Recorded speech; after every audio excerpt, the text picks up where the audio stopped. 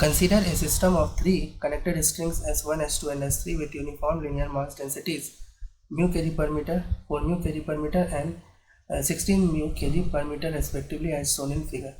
जैसा कि फिगर में देख रहे हो कि यहाँ पर तीन कनेक्टेड स्ट्रिंग्स हैं S1, S2 एंड S3 और तीनों का लीनियर मास डेंसिटी दिया गया है। S1 का है म्यू, S2 का है 4 म्यू और S3 का है 16 म्यू।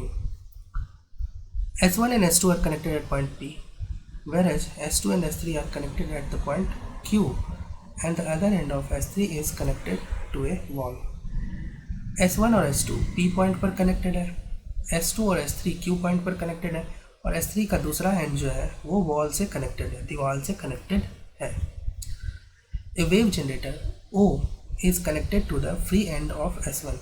S1 के फ्री एंड पर एक वेव जनरेटर O को लगाया जाता है जो कि वेव क्रिएट कर पाएगा। The wave from the generator is represented by y equals to y0 cos omega t minus kx centimetre, where y0 omega and k are constants of appropriate dimensions. तो wave जो इससे निकल रहा है उसको wave को इक्वेशन के form में दिया गया है y equals to y0 cos omega t minus kx centimetre. अब इसके बेसिस पर, इस वेव के बेसिस पर तुमसे कुछ क्वेश्चंस पूछे गए हैं। Which of the following statements is are correct. ये 4 स्टेटमेंट दिया गया है, एक एक करके तुमको चारों स्टेटमेंट को यहाँ पर चेक करना होगा। देखो, सबसे पहला कंसेप्ट ये है कि जब भी वेव एक मीडियम से दूसरे मीडियम में ट्रेवल करेगा तो उस क्या चीज़ सेम रहता है, तो उसकी फ्रीक्वेंसी जो होगी सेम रहेगी। तो चेंज जो होगा दूसरे पैरामीटर्स में होगा लेकिन frequency will be same. Wave की वेलोसिटी कितनी होती है, v equals to omega by k. अब मुझे ये बताओ k इक्वल्स टू क्या हो जाएगा, k equals to omega by v हो जाएगा। ओमेगा को क्या लिख सकते हो 2 पाई f और v को क्या लिख सकते हो root under t by mu. तो यहाँ से क्या पता चल रहा है, k is directly proportional to root under mu, क्योंकि देखो टेंशन इज़ कांस्टेंट, तीनों ही स्ट्रिंग में टेंशन सेम रहेगा, अलग अलग टेंशन नहीं है। तो एफ भी सेम है, तो इसका मतलब k is directly proportional to root under mu. तो k को बोलते हैं प्रोपोगेशन कांस्टेंट या फिर वेव नंबर भी बोलते हैं। तो बताओ स्ट्रिंग 2 में जो k होगा उसकी वैल्यू कितनी हो जाएगी, क्योंकि यहाँ पर 4 म्यू है ना, स्ट्रिंग 4 म्यू स्ट्रिंग 2 में, तो 4 म्यू इसका मतलब क्या हो जाएगा, k की जगह क्या आ जाएगा 2k आ जाएगा। और इसमें k की जगह कितना आ जाएगा S3 के केस में जो है अंडर रूट 16 म्यू करोगे ना तो 16 बाहर आ जाएगा, तो अंदर क्या आ जाएगा 4 रूट अंडर म्यू, इसका मतलब 4k आ जाएगा। तो यहाँ पर प्रोपोगेशन कांस्टेंट 4k होगा। अब हम दूसरे चीज़ों के बारे में विचार करते हैं। देखो, सबसे पहले हम ना फर्स्ट स्टेटमेंट देखते हैं, एक when the wave reflects from P for the first time, the reflected wave is represented by y equals to alpha 1 y0 cos omega t plus kx by centimeter, where alpha 1 is a positive constant। बोला जा रहा है कि wave जब p से पहली बार reflect होगा तो फिर वेव का जो इक्वेशन है कुछ इस तरह से होगा, y equals to alpha 1 y0 cos, और ये दिया गया है। तो ये तुमको चेक करना है। तो देखो, इनमें जो ध्यान रखोगे जिस बातों का, तो देखो suppose this is the wave, इस तरह से वेव गया है ना, और मीडियम एस है ना P पर रिफ्लेक्ट हुआ। तो देखो डेंसर, जब भी रेयर टू डेंसर जा रहा है वेव और रिफ्लेक्शन होता है तो पाई का फेज शिफ्ट आता है, ये चीज़ ध्यान रखो, है ना। मैं ये बोल रहा हूँ कि वेव जब भी रेयर टू डेंसर जा रहा होता है तो जब वेव रिफ्लेक्ट होता है तो उसमें क्या होता है, उल्टा हो जाता है, वेव उल्टा हो जाता है, कुछ इस तरह से वेव हो जाएगा, और इसको हम बताएंगे पाई का फेज शिफ्ट। देखो यहाँ पे उसको लगाया गया है पाई, इट इज़ करेक्ट। दूसरा चीज़, वेव जो है, इनकमिंग वेव क्या है, किस डायरेक्शन में जा रहा था। देखो इनकमिंग वेव तुम्हारा था y equals to y0 cos omega t minus kx। देखो जब भी kx और ओमेगा t का साइन जो है अपोजिट हो, एक का पॉजिटिव है एक का नेगेटिव, जैसे ओमेगा टी यहाँ पर पॉजिटिव है और के एक्स का साइन क्या है यहाँ पर नेगेटिव, तो इसका मतलब ही होता है कि this is going in the plus x direction पता चल गया।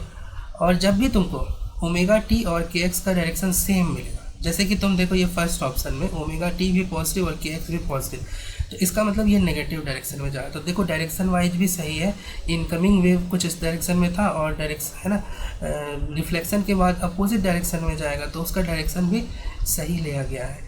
इसके अलावा प्रोपोगेशन कांस्टेंट की बात करते हैं हम। देखो वेव, इनकमिंग वेव जो था वो S1 में था और रिफ्लेक्शन के बाद भी वेव क्या है S1 में है, तो फिर प्रोपोगेशन कांस्टेंट K होना चाहिए, तो वो भी तुमको सही है। इसका मतलब option A is correct option. इसके बाद will look at the option B. देखो ऑप्शन बी जो है वो बोल रहा है कि when the wave transmits through P for the first time, the transmitted wave is represented by y equals to alpha 2 y naught cos omega t minus kx centimeter, where alpha 2 is a positive constant। देखो ऊपर में भी alpha 1 क्या है ना, एक constant है, positive constant, तो एम्पलीट्यूड चेंज होने के लिए ना अल्फा 1 y नॉट लगा दिया गया है। नीचे में भी अल्फा 2 y नॉट ये बता शो कर रहा है कि एम्पलीट्यूड में चेंज हुआ है। अब ये बोल रहा है कि जब वेव ट्रांसमिट करता है पी से जब ट्रांसमिट करेगा वेव, तो फिर तुमको बता रहा है ट्रांसमिटेड वेव का इक्वेशन क्या होना चाहिए। तो देखो डायरेक्शन, कुछ चीज़ों को हम ध्यान में रखेंगे। पहला चेक करेंगे डायरेक्शन सही है कि नहीं। तो डायरेक्शन देखो, ये साइन क्या है, एक का नेगेटिव है और दूसरे का पॉजिटिव है, कि एक्स का नेगेटिव है और ओमेगा टी का पॉजिटिव। इसका मतलब it is going in the positive direction. तो देखो ट्रांसमिटेड वेव जो है वो पॉजिटिव डायरेक्शन में जाना चाहिए, और मैं ट्रांसमिटेड वेव को कुछ इस तरह से बनाता हूँ। देखो ट्रांसमिटेड वेव जो है ना, में कभी भी फेज का चेंज नहीं होता है, मतलब जैसा मतलब इनकमिंग वेव रहता है उसी टाइप से, उल्टा नहीं होता है। उल्टा रिफ्लेक्शन के केस में हो सकता है। तो देखो यहाँ पर पाई का शिफ्ट नहीं आया, तो देखो पाई सही नहीं आया है, ठीक है। इस इक्वेशन में जो लिखा गया है उसमें पाई को नहीं शो किया गया है, तो इट इज़ गुड, ठीक है। Direction wise it is good, positive direction में जा रहा है। तो y इक्वल्स टू जो लिखा गया है अल्फा 2 y नॉट, ठीक है, alpha 2 y not cos omega t minus, देखो डायरेक्शन सही है, लेकिन प्रोपोगेशन कांस्टेंट तो जो है wave is travelling in the second direction, है ना, सेकेंड मीडियम S2 में, स्ट्रिंग 2 में ट्रेवल कर रहा है, और स्ट्रिंग 2 में तुमने प्रोपोगेशन कांस्टेंट कितना लिया है, 2k लिया है ना, तो यहाँ पर एक्चुअली 2k आएगा, ठीक है। पाई नहीं आएगा क्योंकि पाई रिफ्लेक्शन के केस में आ सकता है।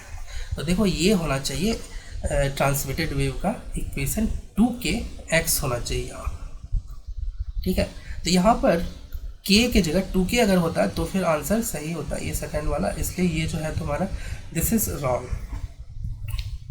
प्रोपेगेशन कांस्टेंट सही नहीं लिखा गया है सेकंड में। अब हम बढ़ते हैं सी के बारे में, देखते हैं सी क्या बोल रहा है। When the wave reflects from Q for the first time, the reflected wave is represented by y equals to alpha 3 y naught cos omega t minus kx plus pi, where alpha 3 is a positive constant। तो देखो alpha 3 y naught क्या बता रहा है कि amplitude change होगा। तो wave जब Q से रिफ्लेक्ट होता है फर्स्ट टाइम, देखो Q से जब रिफ्लेक्ट होगा तो अगेन देखो वेव जो है डेंसर मीडियम से रिफ्लेक्ट होगा, है ना। S2 से S3 की तरफ जा रहा है वेव, मतलब 4 म्यू से 16 म्यू से की तरफ। तो जब 6 है ना, जब रिफ्लेक्ट होगा, और 16 म्यू क्या है, डेंसर है, तो डेंसर से रिफ्लेक्ट होता है तो एक पाई का उल्टा हो जाता है वेव। देखो इनकमिंग वेव कैसा था, ऐसा था, और रिफ्लेक्शन के बाद उल्टा हो जाएगा जब भी डेंसर से। तो देखो पाई इज़ गुड, वो सही लगाया है। अब बात करते हैं डायरेक्शन की। देखो डायरेक्शन जो होना चाहिए वो रिफ्लेक्शन के बाद जो है इस डायरेक्शन में जाना चाहिए, नेगेटिव डायरेक्शन में, एक्स के डायरेक्शन में, लेकिन जो इसने शो किया है सी ऑप्शन में वो गलत दिया है। वो तो मतलब जब भी मैंने बताया ना कि ओमेगा टी और के एक्स का अपोजिट अगर साइन होता है तो इसका मतलब वो पॉजिटिव डायरेक्शन में थी, ये तो पॉजिटिव डायरेक्शन में जाने वाली वेव है। तो आंसर कैसा होना चाहिए, देखो सी ऑप्शन जो होना चाहिए वो कुछ इस तरह से होना चाहिए, y equals to alpha 3 y not cos omega t, और माइनस की जगह यहाँ पर प्लस आना चाहिए क्योंकि उल्टा हो, मतलब नेगेटिव डायरेक्शन में जाना चाहिए ना। अच्छा दूसरी चीज़, वेव किस मीडियम में ट्रेवल कर रहा है, S2 में, तो प्रोपोगेशन कांस्टेंट तो 2k होना चाहिए ना, 2kx प्लस पाई, ये होना चाहिए सी का आंसर, है ना। तो देखो इसने क्या गलत किया है, प्रोपोगेशन कांस्टेंट भी सही नहीं लिखा है 2k, और दूसरा जो है ये डायरेक्शन में भी इसने गलती की है। एक्चुअली यहाँ पर है ना, नेगेटिव डायरेक्शन में जाने के लिए दोनों का साइन सेम होना चाहिए, तो ये होना चाहिए एक्चुअली आंसर, इसका मतलब सी इज़ रॉन्ग। अब हम बात करते हैं डी ऑप्शन की। देखो डी ऑप्शन में जो है when the wave transmits through Q for the first time the transmitted wave is represented by y equals to alpha 4 y not cos omega t minus 4k(x) centimetre, where alpha 4 is एक positive constant. तो देखो Q से जब transmit करेगा wave तो कुछ इस तरह से जाएगा। देखो इनकमिंग क्या था, ये था इनकमिंग वेव, ये था तुम्हारा, है ना। और इसी तरह ट्रांसमिट में तो उल्टा उल्टा होता नहीं है, तो फिर पाई का भी लगाने का ज़रूरत नहीं पड़ता है। तो देखो पाई नहीं लगाया तो it is good. Propagation constant, देखो वेव ट्रांसमिट करके Q से किस मीडियम में गया है, पहली बार S3 में।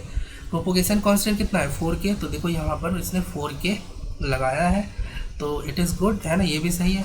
अच्छा डायरेक्शन चेक कर लो, डायरेक्शन जो होना चाहिए किस डायरेक्शन में जाना चाहिए, ट्रांसमिशन के बाद पॉजिटिव डायरेक्शन में। तो देखो ओमेगा टी का साइन और kx का साइन दोनों क्या है, अपोजिट है।